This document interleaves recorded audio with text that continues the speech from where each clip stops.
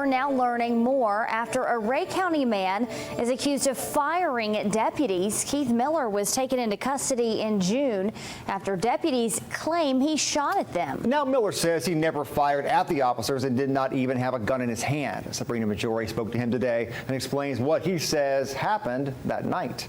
Rhea County resident Keith Miller says he wants to set the record straight. Back in June, deputies took him into custody after a 911 call reported domestic abuse. Of course, I had to bail out of jail, and I had to hire an attorney.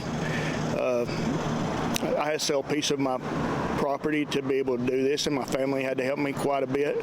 This affidavit of complaint includes sworn testimony from deputies saying Miller intentionally and knowingly fired shots at a responding officer. But today, District Attorney Mike Taylor confirmed that after a search warrant and investigation by TBI, there is no evidence suggesting Miller ever fired those shots. You got to know if there's not a bullet or shell casing or a hole in the wall, then nobody got shot there. These were the charges that were brought against Keith Miller stemming from that night. After seeing a judge, these two remain: one count of aggravated assault and one count of attempted criminal homicide.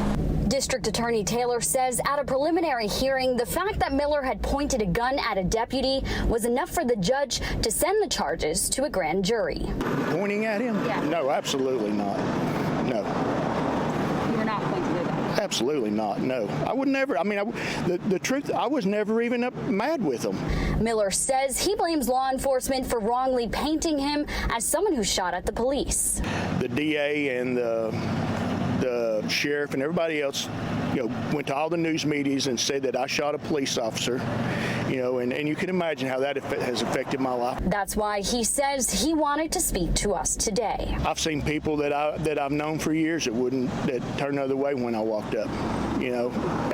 I've been ashamed for my family. Sabrina Majori, News Channel 9.